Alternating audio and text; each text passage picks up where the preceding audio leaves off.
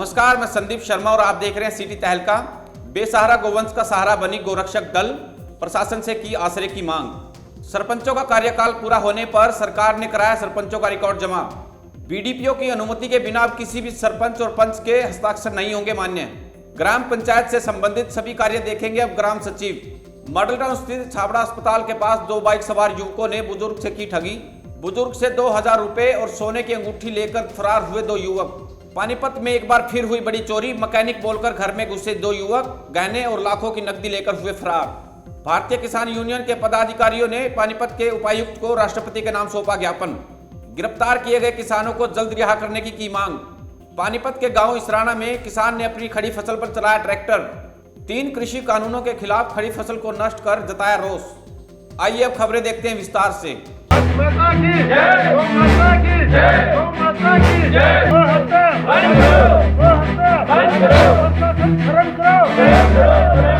बेसहारा गोवंश का सहारा बनी गोरक्षा दल, प्रशासन से की आश्रय की मांग। पानीपत में गोवंश लगातार सड़कों पर घूम रहा है। आए दिन सड़क हादसों का कारण बन रहा है, मगर नगर निगम आंख बंद कर बैठा है, जिसका खामियाजा शहर की जनता को भुगतना पड़ रहा है। क्योंकि गोवंश लगातार सड़कों पर है, जिस कारण शहर में आए दिन हादसे पेश आ रहे हैं और वाहन चालकों को परेशानियां झेलनी पड़ रही हैं। इसी को लेकर गोरक्षा दल की टीम ने नगर निगम के खिलाफ अपनी नाराजगी जाहिर की है और प्रशासन के नाम ज्ञापन सौंपकर सड़क पर घूम रहे गोवंश को जल्द से जल्द गौशालाओं में शिफ्ट करने की मांग की है।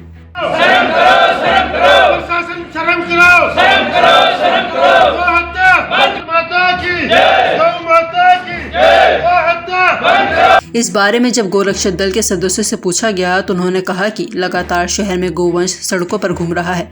आए दिन हादसे हो रहे हैं। सड़क हादसों से गोवंश भी आए दिन अपनी जान गंवा रहा है, चोटिल हो रहे हैं, लेकिन नगर निगम को इसकी कोई और ध्यान नहीं है। जिसको लेकर उन्होंने प्रशासन को चेताया है कि यदि नगर निगम द्वारा जल्द से जल्द सड़कों पर घूम रहे गोवंश को गौशाला में शिफ्ट नहीं किया गया तो गोरक्षा दल जल्द से जल्द सड़कों पर आएगा और भूख हड़ताल करने को मजबूर होगा। और हम ये कहना चाह रहे हैं कि पिछले लंबे समय से हम कर रहे 2015 में भी हमने गोवंश को इकट्ठा करके गौशालाओं में शिफ्ट करवाया था। बार बार हम हर सहायता के लिए, प्रशासन की हर सहायता के लिए तैयार है, लेकिन बार बार निवेदन करने पर भी प्रशासन नहीं सुनवाई कर रहा है। जब भी कोई बात आती है तो कहते हैं हम 10 दिन में भेज दें, महीने में भेज दें, लेकिन गोवंश रोड पर ऐसे घूम रहा है, जिससे आम आदमी को नुकसान होता है। रोजाना आप भी देखते हैं, रोजाना हादसे होते हैं, गोवंश को भी चोट लगती है, आम आदमी का नुकसान भी होता है, मौतें भी होती हैं, लेकिन प्रशासन इस पर कोई ध्यान नहीं दे रहा है। आपको बता दें कि शहर में गोवंश की तादाद बढ़ गई है, जिसको लेकर शहर में आए दिन हादसे पेश आ रहे हैं। जिसको लेकर गोरक्षा दल की टीम का कहना है कि नगर निगम द्वारा कोई ध्यान नहीं दिया जा रहा और उन्होंने नगर निगम के प्रति अपनी नाराजगी जाहिर की है। ब्यूरो रिपोर्ट, सिटी तहलका।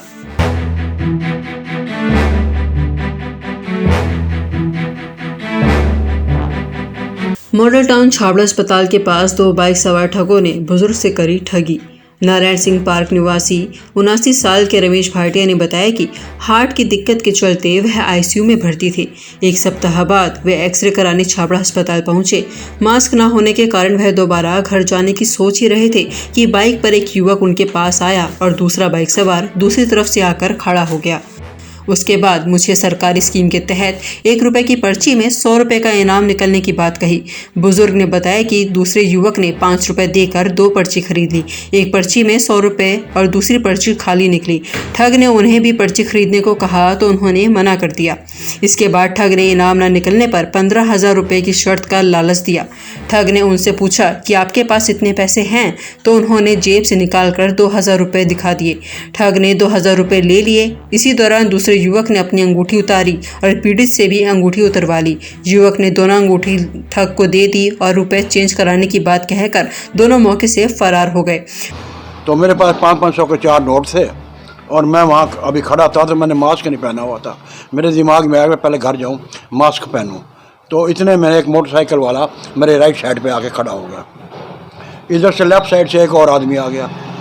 जो मोटरसाइकिल वाला था वो जवान आदमी था, वो जो था वो तकरीबन 40 साल की उम्र का, अंदाज़ा 40 साल की उम्र का था, जो लेफ्ट में आ गया। वो लड़का मोटरसाइकिल वाला कहने लगा कि हम गवर्नमेंट की स्कीम निकली है, 1 रुपये की टिकट है, इनाम भी निकलेगा, आप लो। उसने 5 रुपये का सिक्का दिया उसको मोटरसाइकिल वाले को और 2 पर्ची उसने निकाली।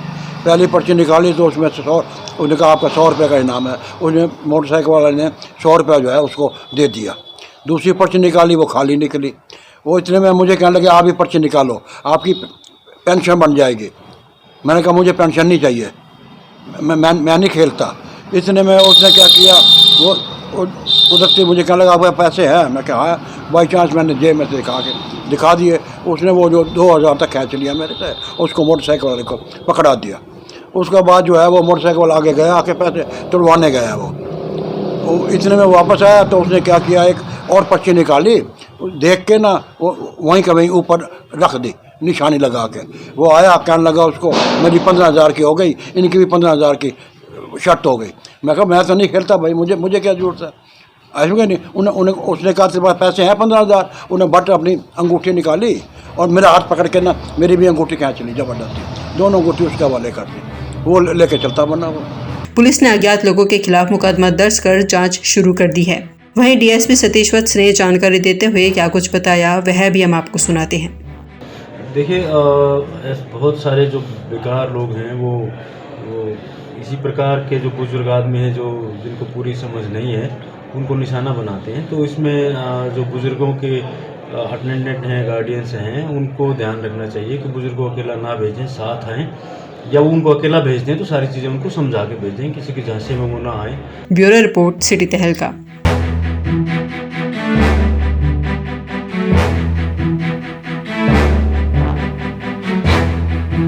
तीनों कृषि कानूनों के विरोध में किसानों का आंदोलन पूरे देश में जारी है। तीनों कृषि कानूनों के विरोध में किसान लंबे समय से आंदोलनरत हैं, लेकिन सरकार अपने फैसले से पीछे हटने को तैयार नहीं है। किसानों का कहना है कि जब तक तीनों कृषि कानून वापस नहीं होंगे वह भी पीछे नहीं हटेंगे, चाहे इसके लिए उन्हें कोई भी कुर्बानी क्यों न देनी पड़े। इसका ताज़ा उदाहरण पानीपत के गांव सराना में उस समय देखने को मिला जब एक किसान नरेश ने अपनी गेहूं की हरी भरी लहरा रही खड़ी फसल पर ट्रैक्टर चला दिया और फसल को नष्ट कर दिया। जी मैं समर्थन मूल्य मिल रहा है, नहीं सरकार हमारी बातें मान रही है और क्या करें, मजबूर होते हो, क्या नहीं करें। 3 महीने से हम बैठे हैं दिल्ली के अंदर इस करके, और क्या करें, मरते हैं और कोई जुगाड़ ही नहीं हमारे पास दूसरा। तो आपके नेताओं ने आह्वान किया था किसान अपनी फसल को न उजाड़े, राकेश टिकैत ने भी कहा, गुरनाम सिंह चढ़ूरी ने भी कहा, फिर भी उसके बावजूद चलो तो कह दिया, क्या बात होगी। हम भी तो अपना वो दिखाएं भाई, हम इसके हिस्सेदार हैं, हम दर्द गम तो में भी इस बात का बारे हैं। लेकिन हम सरकार को तो ये पता होना चाहिए भाई, जमींदार इसको तैयार करी का एक बहाना लाग रहा है। हम 3 महीने से वहाँ पर बैठे हैं, नष्ट क्यों नहीं करा हम अपनी फसल को, जब हमारी फसल को लेने वाला नहीं, समर्थन मूल्य की सरकार, मोदी सरकार मान नहीं रही। इसको वैसे ही पूंजीपतियों ने वैसे उठा के ले जाना है।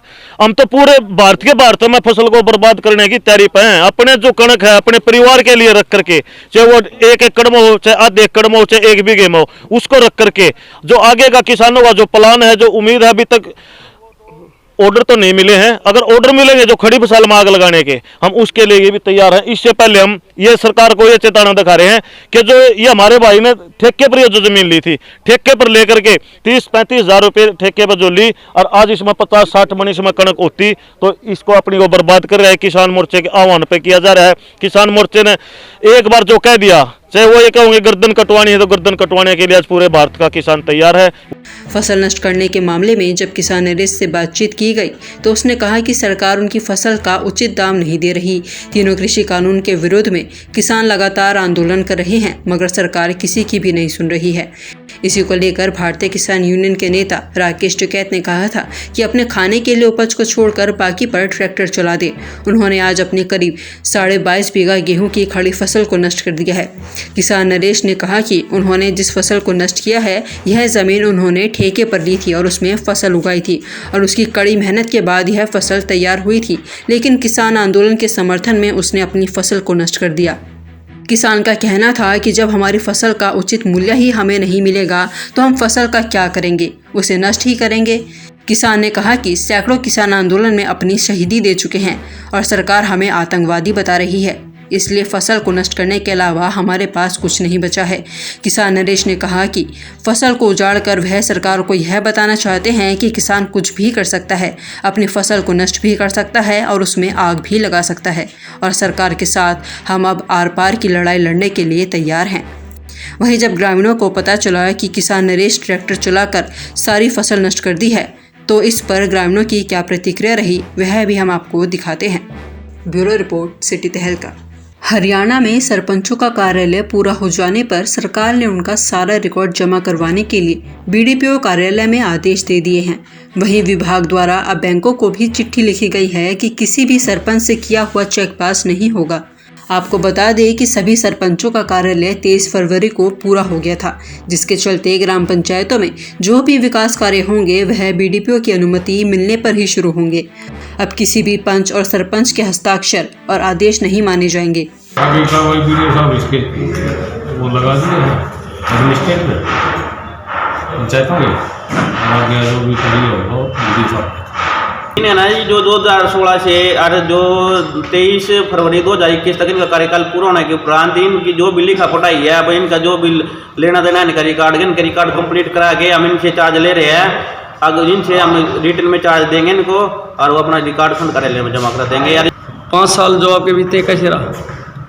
बढ़िया, गांव राव ने सरपंच बनाया था जी, बढ़िया गुजरे हैं, ऐसी बात है। और अब हम दोनों का जी आगे भी अपना काम करने की कोशिश करेंगे। और जो अब भी जो हमारे काम के बाद में जो और काम है बीडीओ साहब और डीडीपीओ साहब अपने लेंगे। मेरी वाइफ सरपंच नारायण। कैसे क्या रहा आपका? हमारा चला हुआ जो इलेक्शन हो बाई इलेक्शन में बने थे हम, 7 जुलाई 2019 को इलेक्शन हुआ था।